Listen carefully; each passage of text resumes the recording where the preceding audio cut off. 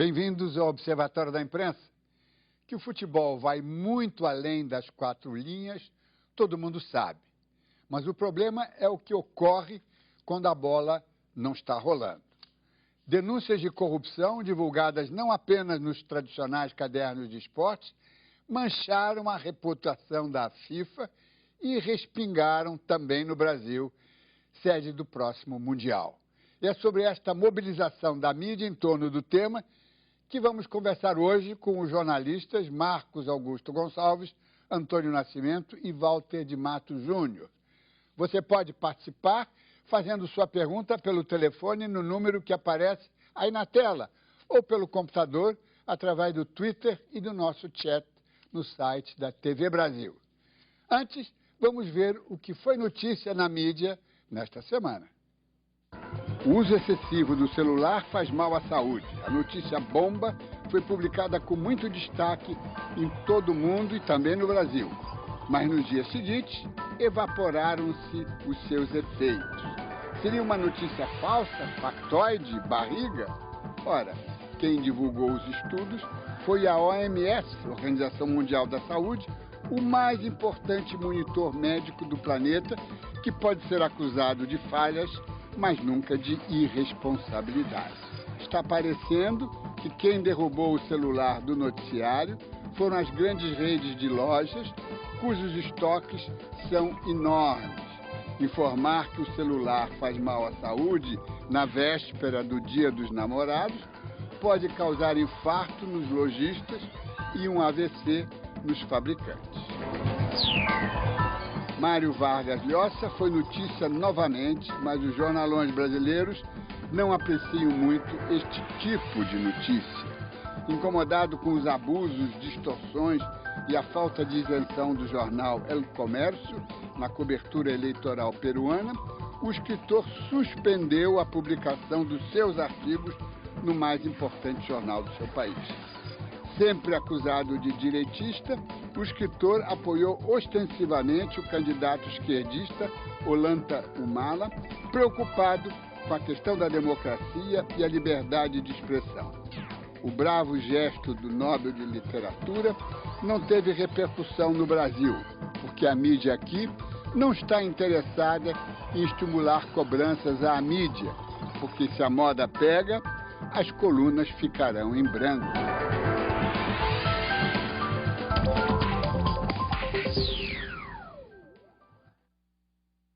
A decisão da primeira-ministra conservadora Angela Merkel de colocar um ponto final na energia nuclear aqui na Alemanha tomou conta de toda a mídia na semana passada, como não poderia deixar de ser. Por ironia, quem mais criticou a decisão de Merkel foi justamente a mídia conservadora, que preferiu falar dos riscos que a decisão pode trazer para o desenvolvimento do país e para o bolso dos consumidores. Mas, de maneira geral, a decisão foi bem recebida pela mídia, que destacou, por exemplo, as vantagens que a decisão pode trazer para a indústria da energia renovável. A decisão de Merkel vem no momento em que o movimento antinuclear ganha força no país depois do acidente em Fukushima e, na verdade, uma tentativa da primeira-ministra de roubar a bandeira dos social-democratas e verdes, que já haviam tomado uma decisão semelhante no governo anterior. Essa decisão valeu até coisa de 6 meses atrás, quando Merkel resolveu prolongar a vida útil dessas usinas. Agora, depois de Fukushima e da derrota de seu partido em eleições regionais aqui no país, Merkel resolveu voltar atrás. Agora o país terá que definir como fará essa difícil transição até 2022 e também como vai ficar o apoio do governo à sua própria indústria nuclear, que hoje atua em países como, por exemplo, o Brasil.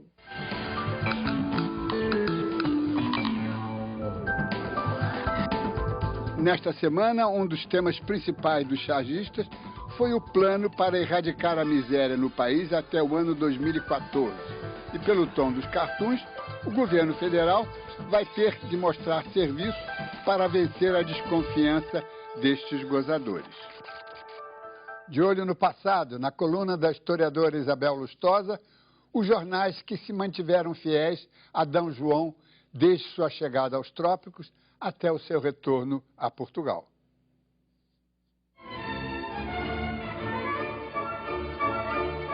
Antônio Cândido denominou de ciclo de preito ao rei aquele período de verdadeiro encantamento que os literatos brasileiros viveram durante o reinado de Dom João VI.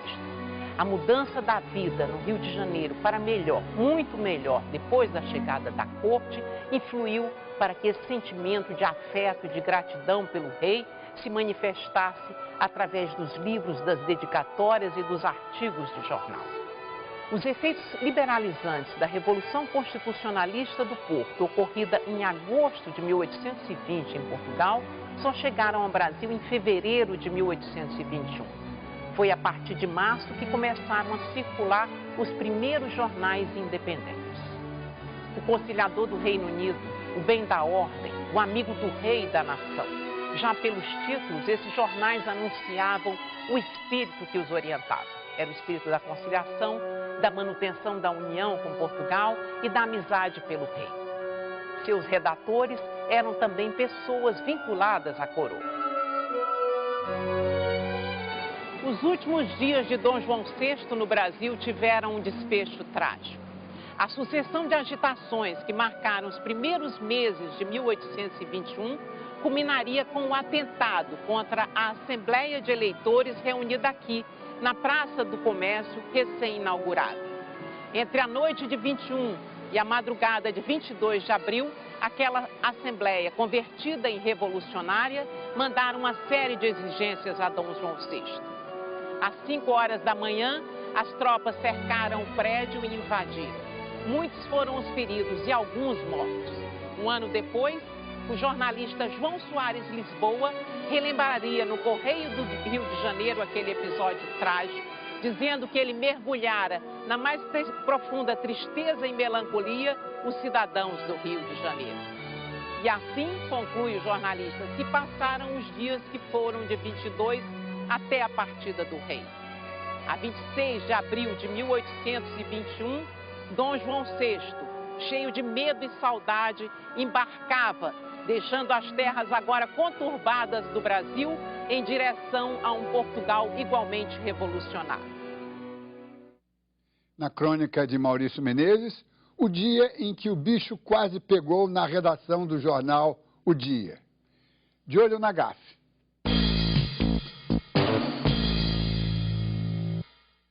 O jornal Dia tinha um motorista que era louco para trabalhar na reportagem. Porque você sabe disso, né, Dia? Na visão dos caras, eles vão trabalhar na reportagem e vão viver aventuras todo dia. Invasão de morro, perseguição policial, sequestro, aquela coisa toda e tal.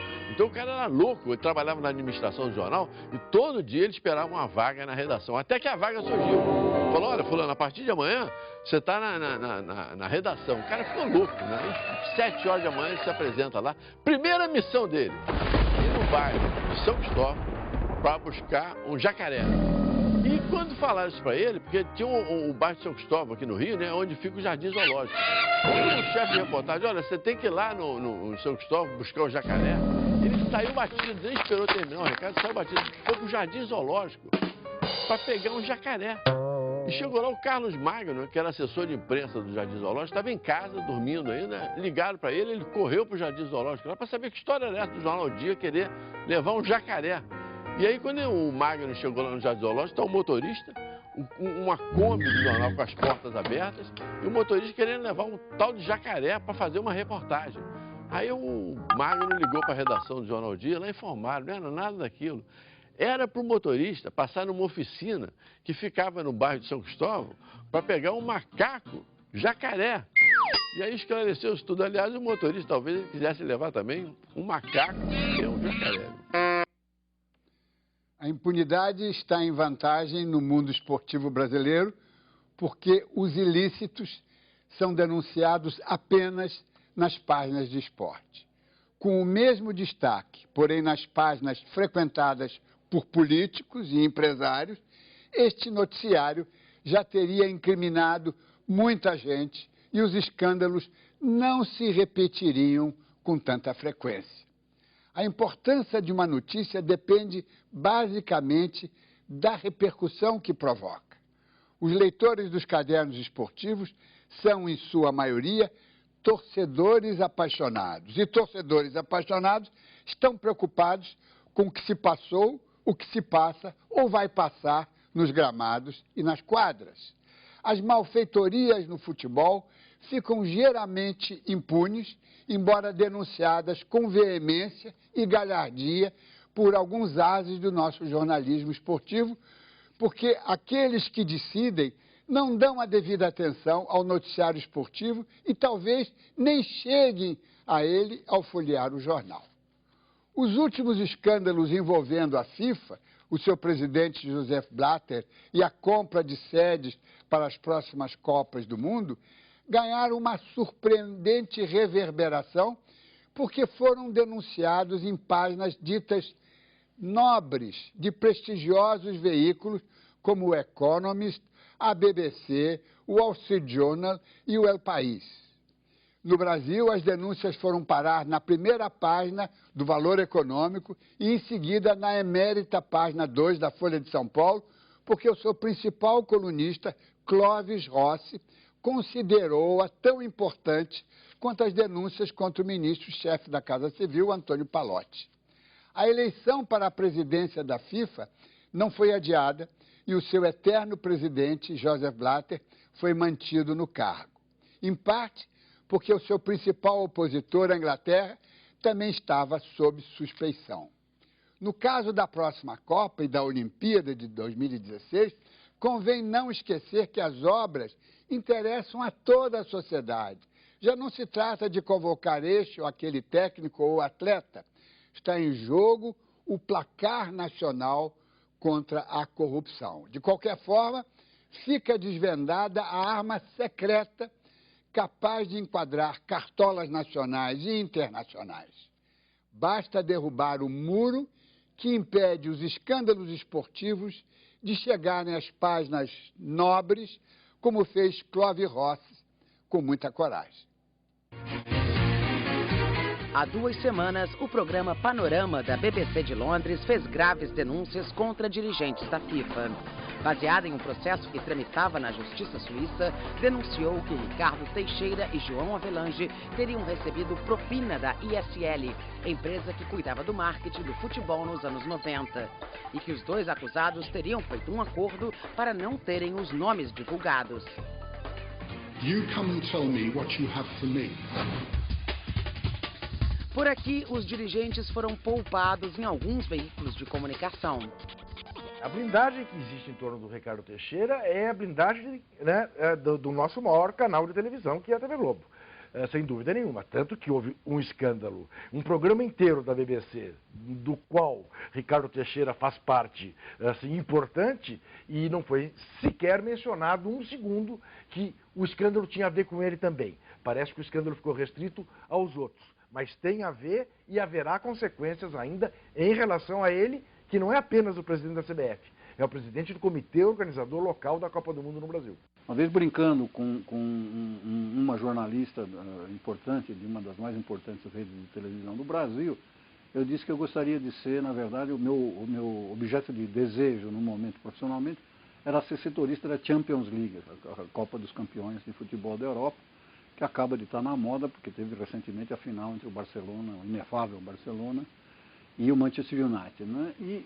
E a jornalista me disse que na emissora dela seria complicado, porque quando ela tem os direitos de transmissão do torneio, seja qual for o torneio, esse torneio fica insuscetível de ser criticado, e eu tenho a fama, injusta certamente, de ser um jornalista muito crítico. Então eu não caberia nesse esquema. Outras acusações de corrupção engrossaram os escândalos na Federação Internacional de Futebol. Dias antes da eleição para a presidência da entidade, a mídia levantou suspeitas de que o Catar teria pago 20 milhões para conquistar a Copa de 2022. Diante das graves denúncias, a FIFA não negou as acusações, mas descartou uma crise interna. Mesmo assim, o presidente Joseph Blatter saiu pela 4ª vez vitorioso na eleição. Outros 4 dirigentes foram afastados. Logo depois, Blatter prometeu reformas profundas. Os escândalos foram tão graves que ganharam manchetes na imprensa de vários países, inclusive nas páginas de economia. Aqui o assunto ganhou espaço nos jornais, nas revistas e até em mídias que não cobrem o futebol. Mas a cobertura maior ficou mesmo nos cadernos de esporte. acho que a mídia, em geral, tem coberto muito bem a questão dos preparativos, ou a falta de preparativos das sedes brasileiras para a Copa do Mundo de 2014. Acho que a mídia se transformou assim no verdadeiro órgão fiscalizador do que deveria ser feito e o que não vem sendo feito. Em outros setores da mídia, você pode observar que outros jornais, sites, eles até tentam segmentar um pouco, mas pelo que eu tenho observado, a maior parte do noticiário bruto está concentrado no Caderno do Esporte. Acaba tudo indo para o Caderno de Esportes, porque estamos falando de Copa do Mundo, estamos falando de Olimpíada. Mas certamente caberia no Caderno de Negócios, no Caderno de Economia, caberia no Caderno de Polícia, com muita frequência, já visto o escândalo, não é, que estamos vivendo nesse momento no futebol mundial, com evidentes reflexos aqui no Brasil. Agora, é também para a cobertura do Caderno de Política, não é? Porque muitas das coisas que dizem respeito à Olimpíada e Copa do Mundo são decididas em Brasília e nem sempre com a transparência que deveria. Cada uma das mídias tem um comportamento diferente. Todas elas deveriam ficar atentas, não tenho a menor dúvida.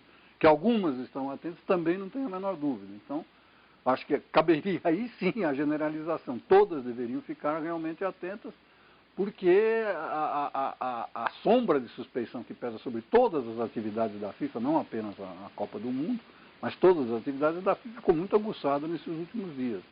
A turbulência que atingiu a FIFA respinga na imagem da Copa de 2014 aqui no Brasil. Até agora, 3 estádios nem iniciaram as obras e já se sabe que outros não ficarão prontos no prazo. Além disso, o valor das arenas para a Copa já teria aumentado 56% em apenas 2 anos. Tudo isso preocupa o torcedor, que espera com ansiedade a bola rolar. A gente desanima um pouco com o progresso das obras, dos investimentos, né? Enfim, acho que não é digno, né, do potencial do brasileiro, né, do que a gente pode oferecer. Eu acredito que há, sim, muito interesse, né, muito interesse escuso de pessoas que querem faturar com isso, vão empurrando para ter um maior lucro, né, enfim. E a imagem do Rio acaba sendo um pouco manchada, assim como a do Brasil, né. Eu acho que eles não estão preparados não, porque eu acho que até na Copa do Mundo o estádio não vai estar pronto, acho que tem muita coisa para fazer ainda. Nós somos praticamente o povo do futebol, depois da Inglaterra é o Brasil e nós estamos sucateados. Dá certo, eu acho que vai, tem dinheiro sendo investido, mas eu acho que é preciso que um evento desse tamanho, né, ele contemple a cidade, contemple o país de uma forma geral. Estão conosco hoje, em São Paulo, o jornalista Marcos Augusto Gonçalves e aqui no Rio, o editor de esporte do Globo, Antônio Nascimento, além do diretor-presidente do Diário Lance, Walter de Matos Júnior. Eu vou começar com o Antônio Nascimento, que estava aqui muito irrequieto enquanto eu fazia o meu editorial, eu tive que segurá-lo. Então você tem a palavra e o telespectador vai ver algumas imagens do filme da BBC que está disponível no YouTube. Não, a minha discordância, a minha inquietação é em relação a achar que o leitor de esportes é um leitor de segunda divisão. De que assuntos sérios não devam ficar na parte de esporte. Só na parte de esporte? Só eles não ficam. No Globo, um jornal que tem várias editorias, crise da FIFA no esporte, aeroportos na economia, como o Juca falou, Brasília, CPI, política. Ele é dividido. Agora, não dá para achar que tem uma senhora crise na FIFA, a maior talvez da história da FIFA, e que isso vá para onde? Para as páginas internacional? Não. O esporte hoje no Brasil em todos os sentidos, inclusive jornalisticamente, uma coisa muito séria e que tem que ser tratado com a mesma seriedade e não são leitores de segunda divisão, são leitores de primeira. O empresário lê o esporte também. Não se pode achar que o que é importante para o Brasil só sai em política. Não, o empresário lê o esporte como um torcedor apaixonado. Raramente ele lê o esporte como um empresário, que eventualmente é até patrocinador, ou como um multiplicador de opinião, não é? Mas talvez o empresário, Diniz, não leia a política porque ele está de saco cheio e lê o esporte e lá tenha notícias que vão ser melhores para ele do que aquelas que estão na política de Brasília, de não sei o que, não sei o que. É uma visão minha. Não, vamos ouvir uma outra visão, que é do Marcos Augusto Gonçalves, que ele tem um mérito duplo, porque ele é um homem de esporte, dirigiu o Lance em São Paulo, e foi editor de opinião da Folha de São Paulo, uma das melhores.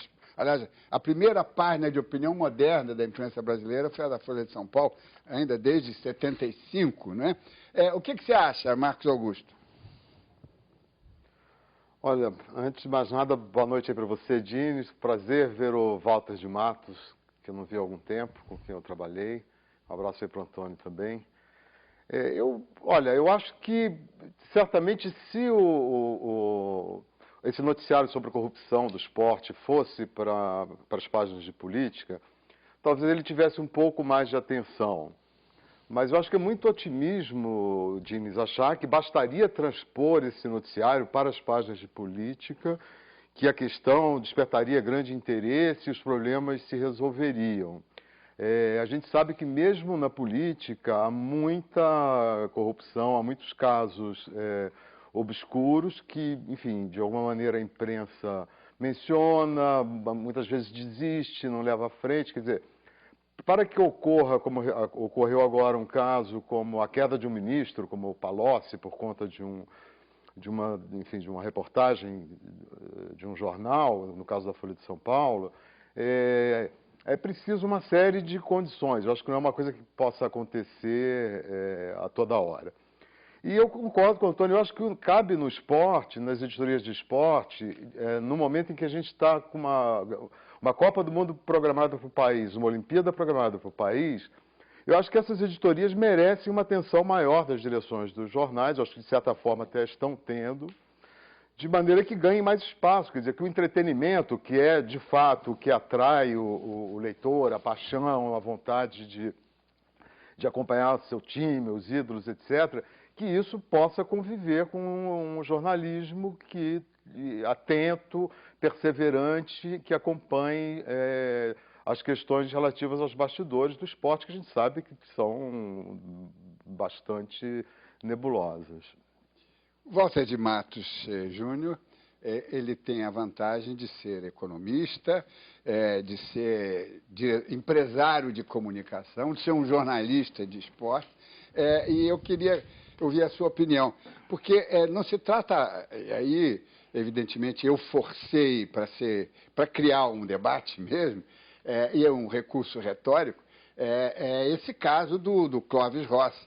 Mas eu acho que o escândalo da FIFA ganhou essa dimensão quando um jornal, eles se chamam de jornal, mas é uma revista, o Economist, deu 2 editoriais, esse último com chamada na capa, não é? A BBC faz um programa enorme, que infelizmente não passa aqui no Brasil, mas está disponível no YouTube, com penetrantes observações sobre o ambiente do futebol. E a BBC, digamos, não é um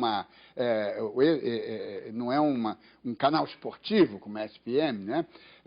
Então, aí ganha uma dimensão e chama a atenção. É claro que a cobertura de uma Copa do Mundo nunca será na página de política, nem na página internacional, nem de economia, mas quando, repito, um Clóvis Rossi chega e pega aquela coisa com aquele impacto, chama atenção. E aí o assunto volta para a página de esporte com uma outra dimensão. Mas leva o assunto, inclusive, para os plenários, leva para os gabinetes e cria-se aquela bola de neve que, infelizmente, se ficar só no esporte, eu acho que não vai ser criado. Minha opinião. Como é que você vê isso?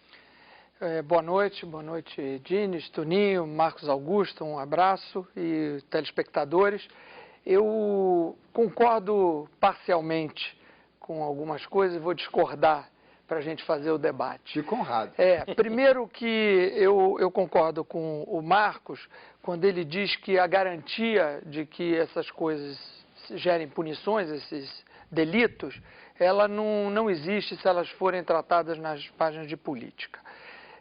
Também concordo com o Toninho que não dá para a gente imaginar que a Copa do Mundo, que os assuntos esportivos os assuntos da FIFA não vão ter o seu epicentro da cobertura ou a grande centralidade na editoria de esporte.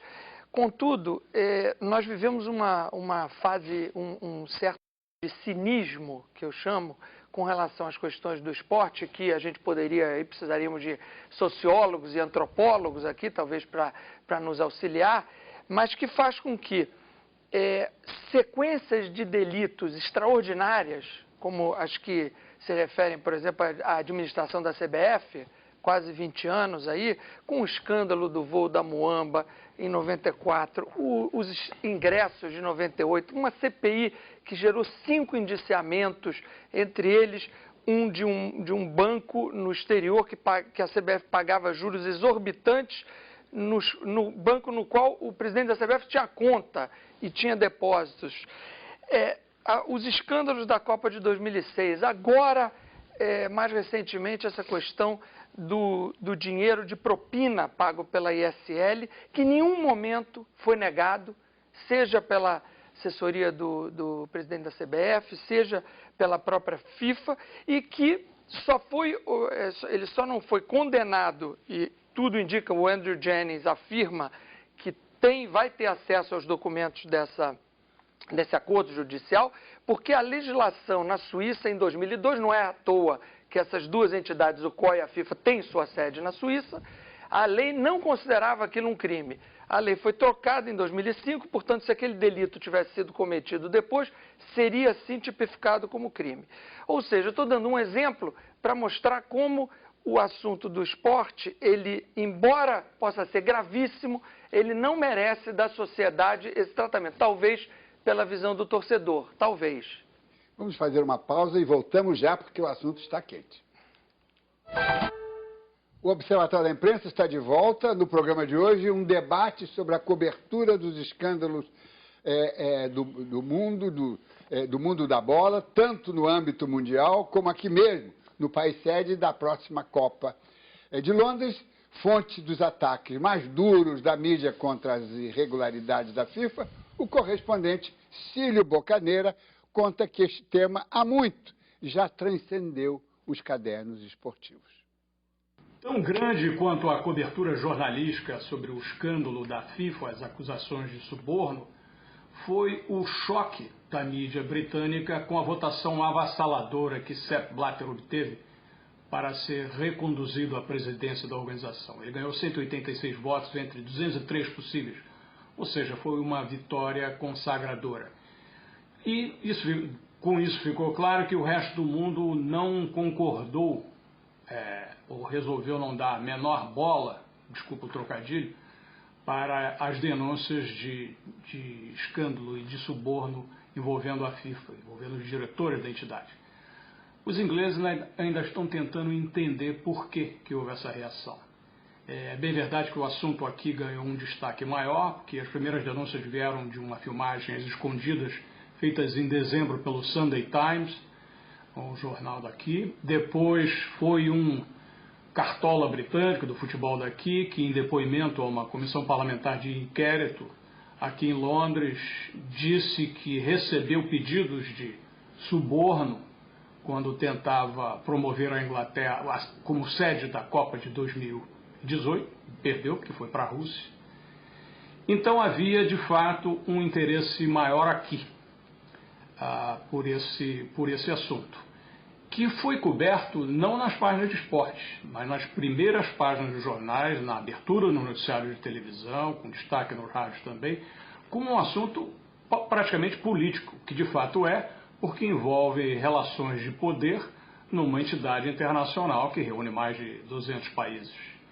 E segundo os tabloides britânicos, famosos por seus exageros, suas manchetes exageradas, Sepp Blatter já é chamado aqui de o Tony Soprano do futebol mundial.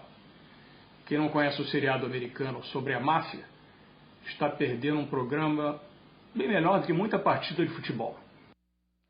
Bom, inclusive, essa lembrança do Cílio sobre o Tony Soprano é que nós temos aí a grande reforma que o Blatter, por enquanto, fez na FIFA, foi chamar o Kissinger, o Plácido Domingo e quem mais? E quem? E o Cruyff. E o Cruyff, para serem consultores. Chamar não quer dizer que eles tenham aceitado. Tenham aceitado e se vão fazer alguma coisa, se tem condições, poderes e tal. Mas isso faz parte, isso está aqui mostrado está sendo mostrado aí na tela e faz parte do grande arsenal que o Blatter prometeu de reforma da FIFA. Mas, Toninho Nascimento, o que eu queria aproveitar a sua experiência de 25 anos chefiando o Caderno do Globo é o seguinte: houve casos de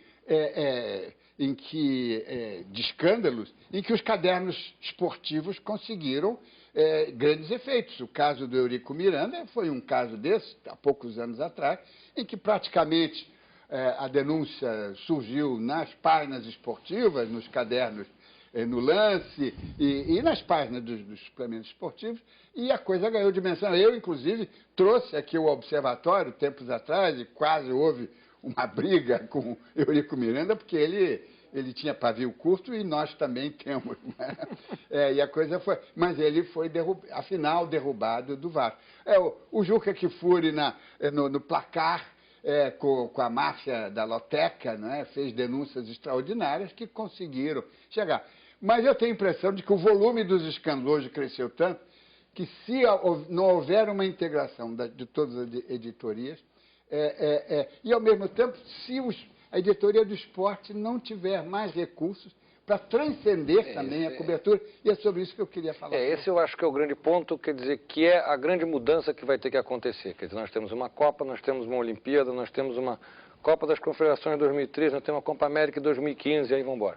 Então, eu acho que o que está demorando muito é a reestruturação das editorias de esporte, da área de esporte. Ela tem que trazer, agregar gente de outras áreas. Ela tem que se reciclar. Eu preciso ter um repórter que possa ficar 2 meses fazendo uma pesquisa e sumir da minha redação e estar lá vendo. Hoje eu não tenho como. Eu acho que isso é uma coisa que está demorando um pouco na imprensa esportiva brasileira, que é readequar as suas áreas de esporte para o que vai vir pela frente. No caso meu específico do Rio de Janeiro, é mais grave, porque eu tenho coisas na cidade acontecendo para todo lado, que são cobertas pela Rio, são cobertas pela política. Eu acho que vai chegar um momento que a gente vai ter que sentar e vai dizer o seguinte: gente, vamos organizar isso aqui, vamos montar uma estrutura só aqui que a gente possa trabalhar junto. Eu acho que isso é uma coisa que vai ser inexorável e vai acontecer inevitavelmente. Resta saber quando. Espero que não seja na véspera quando o Maracanã ficar pronto. Só uma coisa, desculpa, só um comentário em cima de tudo que se falou. O Globo e o Lance, no caso do Eurico, foram proibidos de entrar em São Januário durante muito tempo na volta. E nós tivemos que entrar com ações na justiça para poder entrar ou não deixar mais ninguém entrar. Isso mostra um pouco como combatemos algumas coisas quando achamos que está errado. Né? Marcos Augusto, eu queria fazer uma pergunta a você, ainda retomando um pouquinho, digamos, essa façanha do Clóvis Rossi, porque é muito importante, quer dizer, da mesma forma que é preciso dar recursos às editorias de esporte para que elas possam crescer e sair da quadra e da cancha. Das 4 linhas. Das 4 linhas. Ao mesmo tempo, é preciso que os colunistas saiam das suas torres de marfim e vejam o mundo. Não é? Como é que, de repente, não caiu de paraquedas a ideia do Clóvis chegar e escrever a coluna do alto da página 2 da Folha, pegando o escândalo da FIFA? Como é que é essa mecânica? Olha, eu acho que no caso do Clóvis, não é a primeira vez que ele escreve. Ele é um cara que acompanha futebol, enfim, e vira e mexe ele menciona o assunto futebol na sua coluna. Às vezes de uma maneira mais esportiva ali, né, de brincadeira e tal, e às vezes também falando de assuntos relativos à organização do esporte, enfim.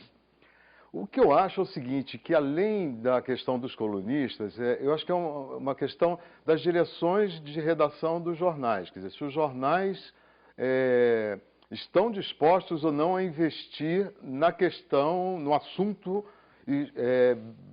bastidor de esporte. Entendeu? Se há esse interesse, se há um interesse em fazer um investimento, esse assunto, quer dizer, essa apuração, ela fatalmente irá para a primeira página do jornal, vai virar manchete, aí tanto faz se está na editoria de esporte, se está na política, quer dizer, o peso que é dado ao noticiário, quer dizer, o leitor percebe que o jornal está considerando aquele assunto importante muito pela primeira página, muito pelo investimento que é feito. Quer dizer, isso é uma questão que independe da localização do material.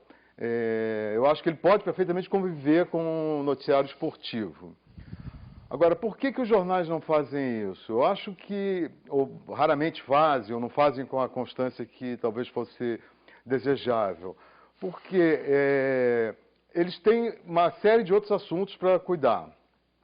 Quer dizer, há uma hierarquia de assuntos num grande jornal, num jornal que não seja especializado, como é o Lance. Mesmo no Lance também há, mas essa hierarquia acaba diminuindo um pouco as chances do esporte pela própria inserção que o esporte tem ao longo da história na imprensa, que é um negócio de entretenimento, é um assunto de torcedor, e o público do esporte não constitui uma opinião pública que repercuta esse tipo de assunto.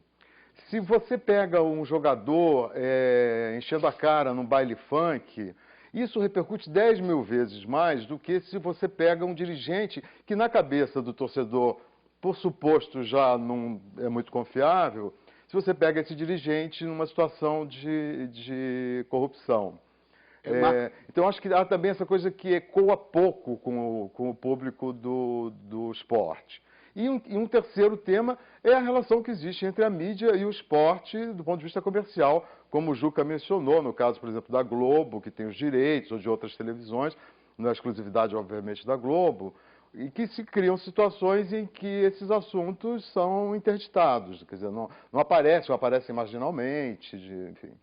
Marcos, então, eu acho que deixa eu aproveitar a sua deixa para pegar aqui o Walter de Matos Júnior, que ele dirige um universo que é o Lance, que tem a cobertura esportiva das 4 linhas, e tem a política, e tem a fofoca, e tem o pileque tomado na boate, não sei o quê. Agora, repercute uma matéria política no seu jornal, que é um jornal esportivo, diário, não é? Ela repercute uma notícia política, uma denúncia de escândalo, ela repercute? A nossa experiência é a seguinte, a notícia mais afeita ao ambiente do clube repercute muito. Tanto é que teve um impeachment do presidente do maior clube do Brasil, o Edmundo, que foi baseado numa matéria do Lance, que constituiu o processo que o impeachou. A queda do Eurico Miranda foi uma denúncia, nós botamos um repórter para se fingir de sócio quites, ele estava inadimplente, provou-se a fraude da eleição, que anulou a eleição do Eurico Miranda. Nós acabamos de provar, tem 2 meses, que o contrato do comitê organizador da Copa tinha como sócio o Ricardo Teixeira, com menos de 1% das ações e que ele podia levar 100% do lucro. Isso não saiu, isso com exceção da Folha de São Paulo, isso não repercutiu em nenhum outro veículo. Nós tratamos disso aqui. Isso. Ele teve que mudar o contrato. Desculpa, o Globo repercutiu sim essa notícia e deu. Eu posso mandar o recorte por volta depois, se ele quiser. Terei o maior prazer em enviar o recorte. Eu tenho visto, assim, eu tenho visto que o Globo, até o ano de 2006, se destacava dentro das organizações Globo como um veículo crítico. De anos para cá, a situação tem se modificado e parece, a impressão que dá como leitor, e eu tenho como leitor o direito de ter essa impressão, é que o Globo passou a ser guiado por uma política que global. É das organizações Globo. É curioso que a CBN... Ele como leitor pode achar, e eu como editor posso discordar. Mas deixa eu discordar depois que eu acabar de falar. Com todo prazer. A CBN parece uma exceção nesse campo, mas eu queria voltar para dizer, então esse escândalo do Ricardo Teixeira, que mereceu uma repercussão muito pequena, ele não muda uma relação que é da maior importância para a sociedade brasileira. Isso é que me intriga muito, porque nós somos um país que vai sediar a Copa e as Olimpíadas. Nunca se fez umas Olimpíadas na história que o presidente do comitê organizador fosse o presidente do comitê olímpico. e aqui é o caso. Não tem governança nenhuma de controle em cima disso. Nós estamos fazendo uma Copa do Mundo no qual o presidente do comitê organizador da Copa é o presidente da CBF. E pasmem, para quem não sabe, o comitê formado da sua filha, do seu advogado, do seu assessor de imprensa e ele. E família. E nós passamos e nós vivemos isso com uma total passividade. Então, esses escândalos que eu acho que tem uma ligação absoluta com o jeito da política, não é à toa que o Fernando Sarney é vice-presidente da CBF e explica muito da proteção que o Ricardo teve nos seus momentos de maior fragilidade, ele não repercute para a sociedade brasileira como repercutem outros escândalos de âmbito nacional. Claro, Marcos, que um escândalo local, às vezes, ele realmente não ganha atração na mídia, mas esses escândalos de âmbito nacional, relativos a eventos, a Grécia está agora pagando um preço de 10% da sua dívida, foi relativo aos Jogos Olímpicos. Os equipamentos estão inúteis. Por que nós não estamos fazendo a discussão aqui do day after desses eventos, dos estádios, das instalações olímpicas? Nós estamos deixando esse processo ir e depois, parece que é uma mazela brasileira, a gente vai reclamar depois do leite derramado. Vamos a um intervalo e voltamos daqui a pouco. Estamos de volta. O Observatório de Imprensa de hoje debate a importância da nossa mídia estar alerta sobre os desmandos no mundo do futebol, lá fora e aqui em nosso país. Toninho Nascimento tem aqui uma pergunta de um telespectador, Gilmar Trango, Rio de Janeiro. Ele pergunta: se o Brasil tivesse perdido a sede da Copa, a imprensa seria mais crítica em relação à FIFA?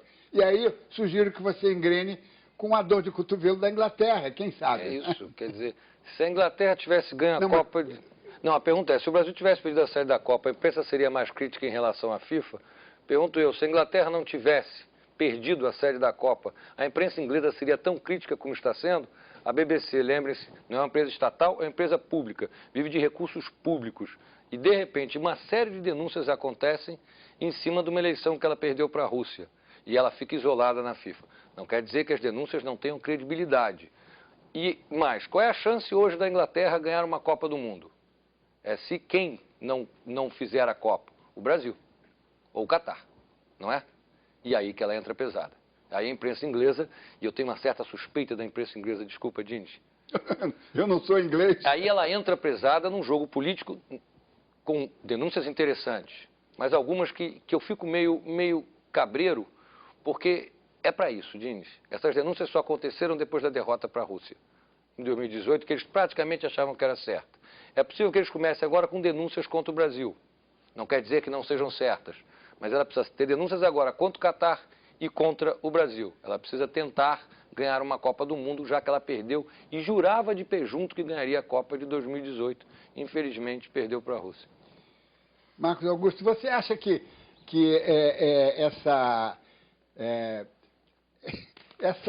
referência do Toninho sobre a Inglaterra, sobre a imprensa inglesa, um jornal, o Economist se diz The Newspaper, não é? Mas eles são uma revista que tem mais de 100 anos, que a história da Inglaterra nos últimos 150 anos passa pelo Economist de alguma forma.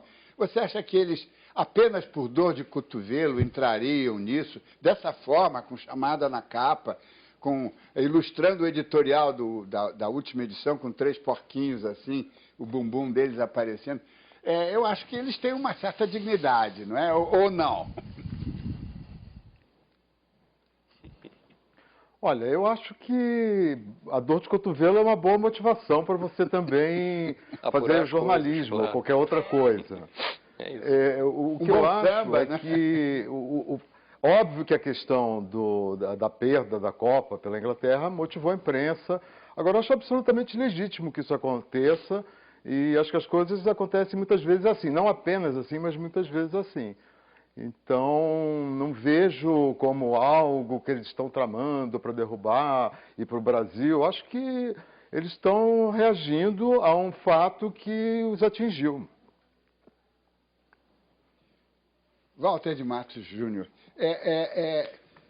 Mas, de qualquer forma, ao sentir a dor de cotovelo, em vez de fazer um samba, faz um editorial, eles despertam o mundo, né? Despertam toda essa bola de neve que precisa ser posta em movimentação. Claro. Né? Quer dizer, e eu acho que quando você faz denúncias, e você tem feito muitas, né? E tem pago por elas um preço muito grande, a nossa imprensa, chamada grande imprensa generalista, ela fica um pouco na encolha ela não se incomoda. Né? Eu acho que essa relação da grande imprensa com o esporte, não é? E com os jornais especializados de esporte, eu acho que aqui tem algum problema. Né? Eu concordo. Não sei assim como que a gente resolve isso, porque eu acho que não tem uma fórmula. Eu acho que essa fórmula passa pela reação da sociedade. A sociedade brasileira se indigna com relação a vários assuntos nacionais, mas não tem se mostrado indignada ou passível de indignação quando acontece um escândalo de proporções grandes no esporte. Eu não gosto dessas soluções assim muito grandes, não, mas a minha reflexão hoje vindo para cá é a seguinte: se você pensar a frase do Blatter, nós vamos resolver isso aqui em família. Em família. Né? As grandes traições da máfia foram as que provocaram as grandes descobertas.